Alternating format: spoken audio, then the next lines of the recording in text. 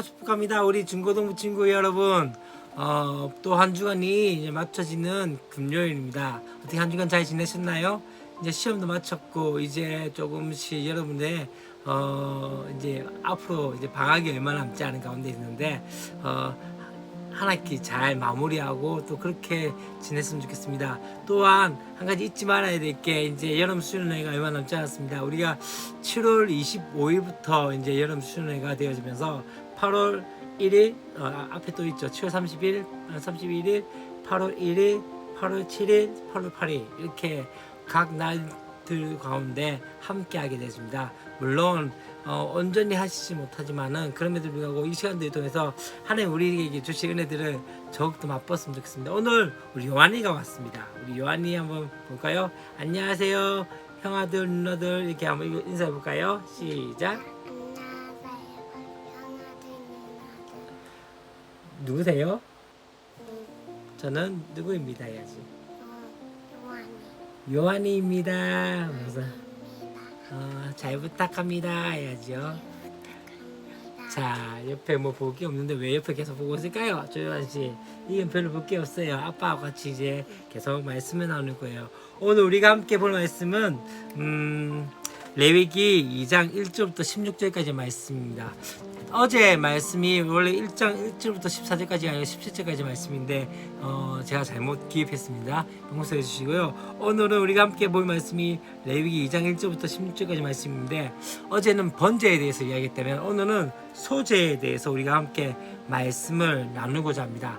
소제가 뭘까요? 소제는 곡식을 이제 하나님께 드리는 그런 제사로 하나님께 감사하는 마음으로 드리는 제사가 바로 이 소제였습니다. 이 소제에 관해서 우리가 강조해야 될 점은 바로 하나님께 드린다는 개념이죠.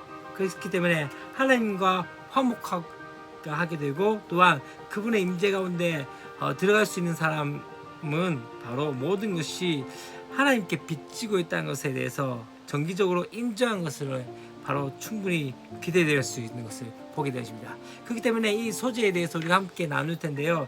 내용들을 조금 살펴보자 할 때, 자, 먼저 우리가 이야기해야 될 것 중에 하나는요. 요한 내가 갈래요? 이제 어떻게 할래요?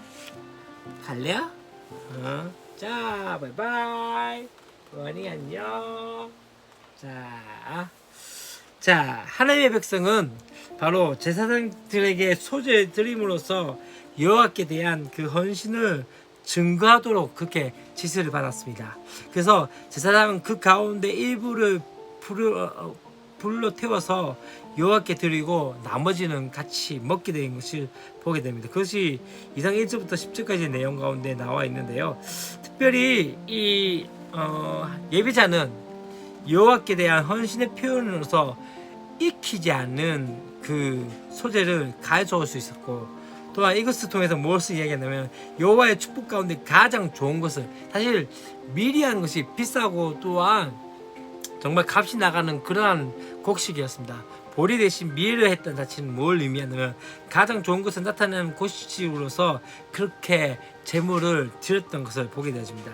또한 제사장이 그 일부분을 가운데 일부분을 태우면서 여호와께 기뻐하는 제사를 기념하게 하는 모습들을 보게 되시고 나머지 제물은 가장 거룩한 제물이기 때문에 이제 제사장에게 속한 것들을 보게 됩니다. 여기까지 내용이 2장 1절부터 3절까지 내용 가운데 있게 되어집니다. 이제는 4절부터 어떠한 내용이 있다면요.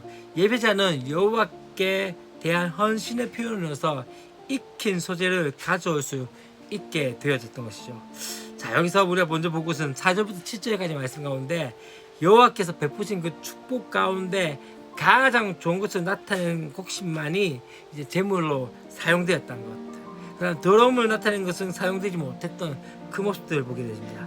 또한 제사장은 그 일부를 하나님께 기뻐하시는 기념으로 태우게 되었고 나머지 제물은 거룩한 제물이었기 때문에 이제 제사장에 속한 모습들을 보게 되었습니다.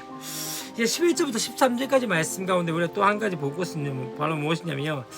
이 하나님의 백성은 소제에 누룩과 효모를 넣지 않았다는 거죠. 그리고 언약의 소금을 그 안에 넣음으로써 이제 여호와를 기뻐하도록 그렇게 요구되어졌던 모습들을 보게 됩니다. 첫 열매의 재물 가운데서 누룩이나 꿀이 들어갈 수 있었지만은 소재에는 불에 태워질 때까지 이 그 안에 누룩이나 꿀이 들어가서는 안 되는 모습들을 보게 됩니다. 그럼 모든 소재는 바로 언약의 소금으로 가능하게 된 모습들을 보게 되십니다. 2장 14절부터 16절까지 말씀 가운데 어떤 이야기가 나옵니까? 바로 하나님의 백성은 이 첫 곡시에 나달을 빻아서 기름과 유향을 더하여 바로 첫 열매의 소재를 드림으로써 바로 여호와께 대한 충성을 표현한 모습들을 보게 되어집니다. 그것이 바로 14절과 15절 말씀 가운데 첫 번째 바로 첫 열매의 소재는 나달을 빻아서 기름과 유향을 넣어서 불에 태웠고, 또한 제사장은 그 가운데 일부를 기념으로 기름과 유향으로 함께 태웠던 그 모습들을 보게 되었습니다. 참 쉽지 않죠. 저도 이 레위기가 그게 쉬운 말씀이 아닌 것을 보게 되었습니다. 여기서 참 중요한 것은 무엇이냐면요, 바로 이 소재는 가장 값비싸게 어쩌면 들여진 것 중에 하나였던 것을 보게 되십니다. 사실